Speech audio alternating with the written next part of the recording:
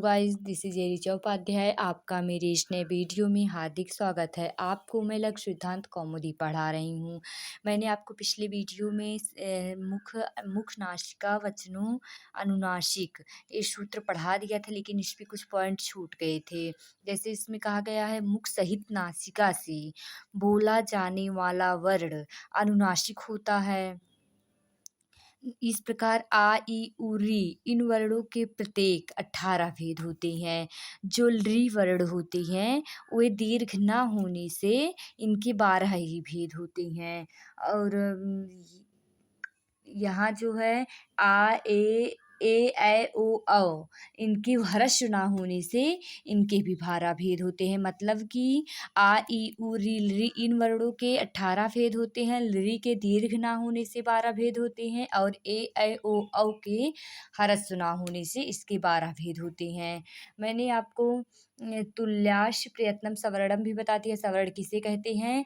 तुल्य मतलब समान होता है, अश्य मतलब होता है उच्चारण स्थान, प्रयत्न मतलब अभ्यांतर प्रयत्न मतलब जिस वर्ण का उच्चारण स्थान और अभ्यांतर प्रयत्न समान होता है उसे सवर्ण कहते हैं। उदाहरण भी बताया था, जैसे क, ख, ग, घ, अंग्या। और फिर उसके बाद कात्यायन ने आकर वार्तिक लिख दिया था कि रील री वर्णयोर मिथा सावर्ण्यम वाच्यम मतलब रिकार और रिकार मतलब री और री मिलकर सवर्ण के बोधक है, मतलब ऐसा मान लीजिए। अब इसी के अंतर्गत हम लोग जैसे कि वर्णों के उच्चारण स्थान पढ़ेंगे, बाह्य यत प्रयत्न भी पढ़ेंगे। तो मैंने कुछ अपनी साइड से नोट्स बनाया है। अगर आप मेरे नोट्स को पढ़ लेती हैं तो ये सब आपको बुक से पढ़ने की आवश्यकता नहीं है, आपको हर एक चीज़ एकदम अच्छे से याद हो जाएगा। अब हम पढ़ेंगे वर्णों के प्रकार। वर्ण 2 प्रकार के होते हैं, एक स्वर होता है, एक व्यंजन होता है। तो सबसे पहले पढ़ेंगे हम स्वर। स्वर किसे कहते हैं? जिसका उच्चारण सुमेव होता है उसे स्वर कहते हैं। इसको प्रत्याहार शैली में अच कहा जाता है। इसके अंतर्गत आ, ई, उ, री, ए, ऐ, ओ, औ वर्ण आते हैं। आप नोट्स भी बना सकते हैं, क्योंकि मैंने बहुत अच्छा ही नोट्स बनाया है जो आप लोगों के लिए आप इससे बहुत ही अच्छा नोट्स बना सकती हैं। अब हम स्वर जान गए। स्वर किसे कहते हैं? स्वर किस प्रत्याहार के अंतर्गत आते हैं? स्वर अच प्रत्याहार के अंतर्गत आते हैं। अब स्वर के भेद। स्वर 3 प्रकार के होते हैं, उदात्त, अनुदात्त, स्वरित। अब उदात्त किसे कहते हैं? जब स्वर का उच्चारण उसके निर्धारित स्थान के ऊपर वाले भाग से होता है तो उस स्वर की उदात्त कहते हैं। जैसे आ का उच्चारण स्थान कंठ है, आ का उच्चारण स्थान जो है कंठ है, यदि वह कंठ के ऊपर वाले भाग से उच्चरित होगा तो उदात्त कहलाएगा। अनुदात्त भी वही है। अनुदात्त क्या है? जब स्वर का उच्चारण अपने निर्धारित स्थान के निचले वाले भाग से होता है तो उस स्वर को हम अनुदात्त कहते हैं। अब स्वरित क्या होता है? जिस स्वर में उदात्त और अनुदात्त, जिस स्वर में उदात्त और अनुदात्त दोनों के गुण होते हैं, अथवा जिसका उच्चारण ऊपर तथा नीचे दोनों के भागों से होता है, ऊपर तथा नीचे दोनों के भागों से होता है, उसे स्वरित कहा जाता है। अब हम स्वर के 3 प्रकार जान गए, उदात्त, अनुदात्त, उदात्त, अनुदात्त और स्वरित। मैंने हम लोग तीनों जान गए। अब देखो, जैसे कोई भी वर्ड हम बोलते हैं, कोई वर्ड हम जल्दी जल्दी बोल लेते हैं, जल्दी से कह लेते हैं, कोई वर्ड हम लेट में बोलते हैं। तो जो वर्ड हम लेट में बोलते हैं वो किस कारण लेट बोलते हैं, उसे क्या कहा जाता है? तो किसी भी स्वर के उच्चारण में जितना समय लगता है उसे हम मात्रा कहते हैं। मात्रा के आधार पर स्वर 3 प्रकार के होते हैं, एक मात्रिक, द्विमात्रिक और त्रिमात्रिक। अब एक मात्रिक को ह्रस्व कहते हैं, द्विमात्रिक को दीर्घ कहते हैं, त्रिमात्रिक को प्लुत कहते हैं। एक मात्रिक के अंतर्गत जैसे आ, ई, उ, द्विमात्रिक के अंतर्गत आ, ई, उ, त्रिमात्रिक प्लुत के अंतर्गत ओम, ऐसे जो हम लगातार शब्द बोलते हैं, इसको हम एक श्लोक के माध्यम से लर्न कर सकते हैं। जैसे है एकमात्रो भवेद् हरषु, एकमात्रो भवेद् हरषु, द्विमात्रो दीर्घोच्यते। मतलब एक मात्रा को हम हरस्व कहते हैं, द्वि मात्रा को हम दीर्घ कहते हैं। त्रिमात्रस्तु प्लुतो, तीन मात्रा को हम प्लुत कहते हैं। ज्ञेयो व्यंजनम चार्ध मात्रकम, ये जो होते हैं इन्हें व्यंजन में हम उपयोग करते हैं। इसके अलावा और दो भेद होते हैं स्वर के, जैसे तीन भेद हुए, उदात्त अनुदात्त स्वरित हो गए, फिर मात्रा के आधार पर स्वर के तीन भेद हो गए। अब इसके अलावा भी दो भेद और होते हैं, एक होता है अनुनासिक, एक होता है अनानुनासिक।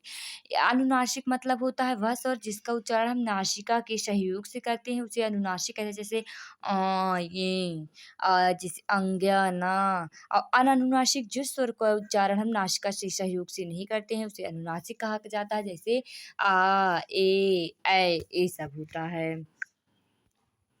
अब हमने स्वर समझ लिया, स्वर कितने प्रकार के होते हैं। पहले स्वर तो उदात्त अनुदात्त स्वरित तीन प्रकार के होते हैं, मात्रा के आधार पर एक मात्रिक, द्विमात्रिक, त्रिमात्रिक मतलब हरस्व दीर्घ प्लुत होते हैं।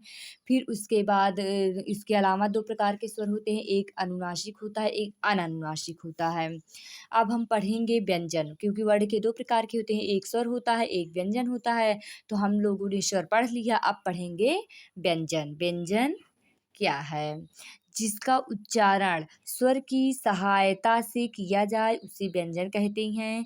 इसे प्रत्याहार शैली में हल कहते हैं। देखो, स्वर को हम प्रत्याहार शैली में अच कहते थे, अब व्यंजन को हम प्रत्याहार शैली में हल कहते हैं। और व्यंजन जो होता है हमेशा स्वर की सहायता से बोला जाता है। जैसे का जो है व्यंजन है। अब का, अगर हम का कह रहे हैं, का के अंत में हमें आ भी दिखाई दे रहा है, अगर हम इसका स्वर अलग करेंगे तो का में हलंत लग जाएगा। जैसे हल प्रत्याहार के अंतर्गत जितने भी वर्ण आते होंगे वो सारे इतने ही हैं। आप लोग महेश्वर सूत्र अगर याद किए होंगे, अगर नहीं याद किए हैं तो याद कर लीजिए, अगर याद किए हैं तो आप हल प्रत्याहार महेश्वर सूत्र से बना सकते हैं। व्यंजन के भेद। व्यंजन तीन प्रकार के होते हैं, स्पर्श व्यंजन, अंतः अस्त व्यंजन, ऊष्म व्यंजन। स्पर्श व्यंजन किसे कहते हैं? का से लेकर माँ तक के व्यंजनों को स्पर्श व्यंजन कहा जाता है। स्पर्श व्यंजन जैसे जो हमारी जिह्वा जो है, जैसे का ख ग घ मा स्पर्श करे।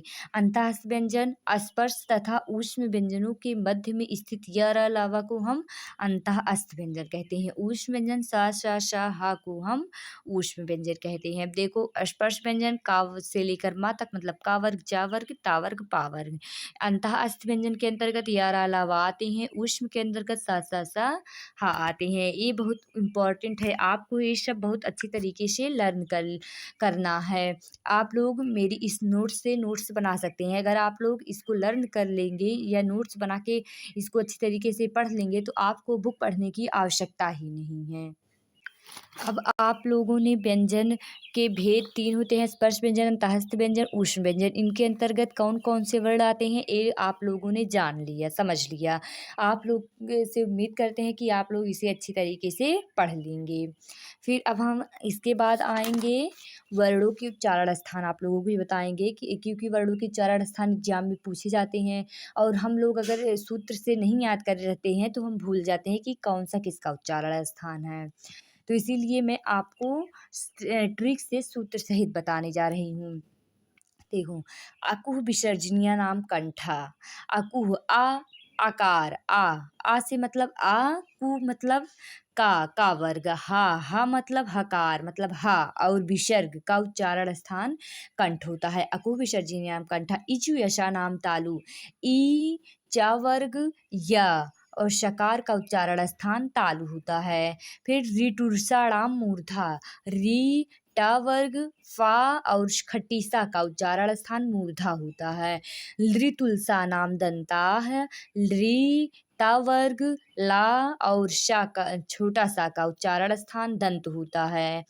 उपूप धामानिया नाम ओष्ठ। उ प वर्ग का उच्चारण स्थान ओष्ठ होता है। या मंगणना नाम नासिका च। ये म अंग्या न का उच्चारण स्थान जो होता है वह नासिका होता है। ए दैतो कंठ तालु मतलब ए और आय का उच्चारण स्थान कंठ और तालु होता है। उदौतु कंठोत्स्थव।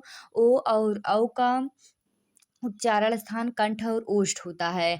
वकारस्य दंतोष्ठम और व का उच्चारण स्थान दंत और ओष्ठ होता है। जिह्वा मूलिश्च जिह्वा मूलम, जिह्वा मूली का चिन्ह यही है का जिह्वा मूल स्थान होता है। नासिका अनुस्वारस्य, अनुस्वार का उच्चारण स्थान नासिका होता है। आप लोग यह उच्चारण स्थान याद कर लीजिए, क्योंकि आपको मैंने ट्रिक सहित भी बता दिया है।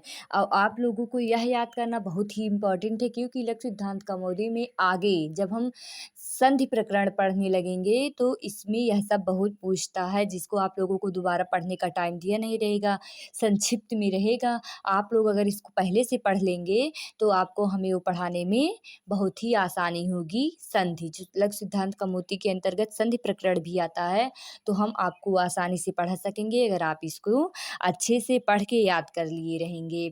तो हम आपको नेक्स्ट वीडियो में संधि प्रकरण आसानी से पढ़ाएंगे, इसीलिए मैंने पहले आपको अपना नोट्स पढ़ा रही हूँ कि ये संधि प्रकरण में बहुत ही ज़रूरी है। अब हम आपको बताएंगे वर्णों उच्चारण संबंधी यत्न। यत्न ये भी लघु सिद्धांत कौमुदी में था, ये भी आपको बहुत अच्छी तरीके से पढ़ना है। मैंने नोट्स बनाया, आप लोगों के सामने देखो समक्ष प्रस्तुत भी कर रही हूँ। आप लोग इसका नोट्स बना के अच्छी तरीके से इसकी तैयारी कर लीजिए। अब हम पढ़ेंगे वर्णोच्चारण संबंधी यत्न।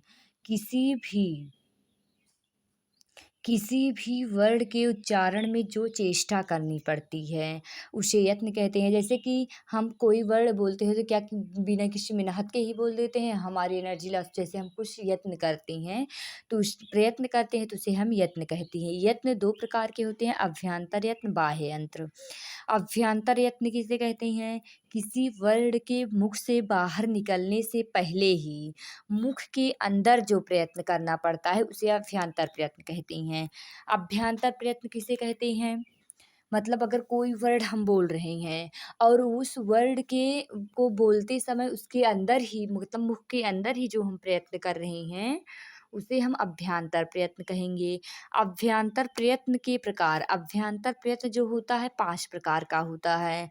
अस्पृष्ट, ईषद अस्पृष्ट, ईषद विवृत, विवृत और संवृत। अब हम पढ़ेंगे कि अस्पृष्ट मतलब स्पर्श। अस्पृष्ट मतलब क्या होता है? स्पर्श। स्पर्श व्यंजन हम किसे कहते हैं? वर्णों के उच्चारण के समय जिह्वा के द्वारा उन उच्चारण स्थानों का पूरा स्पर्श करना अस्पृष्ट प्रयत्न कहलाता है। जैसे कोई भी वर्ण का उच्चारण स्थान यदि हम कह रहे हैं और जो उसका उच्चारण स्थान है उसका जिह्वा द्वारा पूरा टच करना, वो होता है अस्पृष्ट या स्पर्श व्यंजन। स्पर्श वर्ण का से लेकर माँ तक हम लोग देखो स्पर्श व्यंजन पढ़ चुके हैं, हमें याद है, तो का से लेकर माँ तक स्पर्श व्यंजन कहेंगे और उसे ही हम अस्पृष्ट व्यंजन भी कहेंगे। फिर सेकंड नंबर है ईषद अस्पृष्ट। ईषद अस्पृष्ट को अंतः अस्त व्यंजन कहेंगे। अब अंतः अस्त व्यंजन हम लोगों को लर्न है क्या? कौन कौन सा वर्ड था? य व र ला। अब इसको लर्न किए रहेंगे तो ईषद अस्पृष्ट अपने आप सरल बन जाएगा। वर्णों का उच्चारण करते समय जिह्वा का उन उच्चारण स्थानों का थोड़ा सा स्पर्श करना ईषद अस्पृष्ट व्यंजन कहला। अस्पृष्ट व्यंजन क्या कहलाया? कि किसी भी वर्ण के उच्चारण करते समय उस स्थान का पूरा टच करना। और ईषद अस्पृष्ट क्या कहला? ईषद मीन्स होता है थोड़ा, मतलब वर्णों का उच्चारण करते समय उनके उच्चारण स्थान जो है उनका जिह्वा का थोड़ा टच करना हमारा ईषद अस्पृष्ट या अंतःस्थ व्यंजन कहलाता है। अंतःस्थ व्यंजन के अंतर्गत कौन कौन वर्ड आते हैं? य अलावा पहले से लर्न था। फिर उसके बाद हमारा थर्ड आया ईषद विवृत। ईषद विवृत को हम ईषद विवृत को ऊष्म व्यंजन कहते हैं। अब ऊष्म व्यंजन हमको याद है कि श शाह चा हा को हम ऊष्म व्यंजन कहते हैं। तो वर्णों के उच्चारण के समय कंठ का थोड़ा खुला रहना ईषद विवृत कहलाता है। जैसे शा शाह चा हा का ईषद विवृत यह प्रयत्न है। फिर उसके बाद चौथा आया हमारा विवृत। चौथा क्या है? विवृत। वर्णों के उच्चारण के समय कंठ का खुला रहना। विवृत मतलब पूरा खुला रहना कंठ का विवृत कहलाता है। स्वर जैसे आ, ई, उ, री, ए, ओ, औ, ये सारे जो हैं विवृत के अंतर्गत आते हैं। मतलब सारे स्वर जो हैं वह विवृत के अंतर्गत आते हैं, विवृत व्यंजन के अंतर्गत। उसके बाद पांचवा है संवृत। वर्ण के उच्चारण में कंठ का बंद रहना। देखो विवृत में कंठ का खुला रहना, तो विवृत के अंतर्गत सारे स्वर आ जाते हैं। और संवृत में कंठ का बंद रहना, वर्ण के उच्चारण समय कंठ का बंद रहना अथवा खुला हुआ प्रतीत ना हो। जैसे बंद रहना भी प्रतीत ना हो और खुला रहना भी प्रतीत ना हो, तो उसे हम संवृत कहते हैं। जैसे हर्ष आ, हर्ष आ में खुला हुआ भी नहीं प्रतीत होता है और बंद होना भी नहीं प्रतीत होता है। अब देखो यहाँ मैंने वह कॉलम में बनाया है अस्पृष्ट, ईषद, अस्पृष्ट, ईषद, विवृत, विवृत, संवृत, सबके इस किसके अंतर्गत कौन वर्ड आते हैं मैंने आप लोगों को बता दिया है। अस्पृष्ट के अंतर्गत अस्पर्श व्यंजन जो आप लोग पहले पढ़ चुके हैं। ईषद अस्पृष्ट के अंतर्गत अंतःस्थ व्यंजन जो आप लोग पहले पढ़ चुके हैं। ईषद विवृत को हम ऊष्म व्यंजन कहते हैं जो आप लोग पहले पढ़ चुके हैं। ये विवृत संवृत कुछ नया था। तो विवृत का उच्चारण स्थान के समय कंठ का खुला रहना पूरा, इसके अंतर्गत सारे स्वर आते हैं। असंवृत के अंतर्गत कंठ का खुला रहना या बंद रहना प्रतीत ही ना हो, तो इसके अंदर केवल आ आते हैं। अब इस वीडियो में मैंने आपको केवल अभ्यंतर प्रयत्न तक पढ़ाया है। अब बाह्य यत्न आपको हम नेक्स्ट वीडियो में पढ़ाएंगे, लेकिन आप लोगों को अभ्यंतर प्रयत्न, तब तक आप लोगों को अभ्यंतर प्रयत्न जो है अच्छी तरीके से याद कर लेना है, ताकि उसमें से जो हम क्वेश्चन करें आप लोग मुझे कमेंट में ज़रूर बता सकें और हम क्वेश्चन करेंगे भी। फिर अब हम नेक्स्ट वीडियो में बाह्य यत्न पढ़ाएंगे। बाह्य यत्न की वीडियो बहुत ही छोटी होगी और इसलिए मैं इस वीडियो में ज़्यादा नहीं पढ़ा रही हूँ कि आप लोग पढ़ते पढ़ते ऊब भी जाएंगे। मैं आपसे उम्मीद करती हूँ कि आप नोट्स को अच्छी तरह बना के इसके अच्छी तरह से तैयारी करेंगे, जो कि लघु सिद्धांत कौमुदी के संधि प्रकरण में बहुत ही सहायता करेगा। आज के लिए बस इतना ही, मिलते हैं नेक्स्ट वीडियो के साथ। जय हिंद। अगर आपको यह वीडियो अच्छी लगी हो तो लाइक, कमेंट और सब्सक्राइब करना ना भूलिए।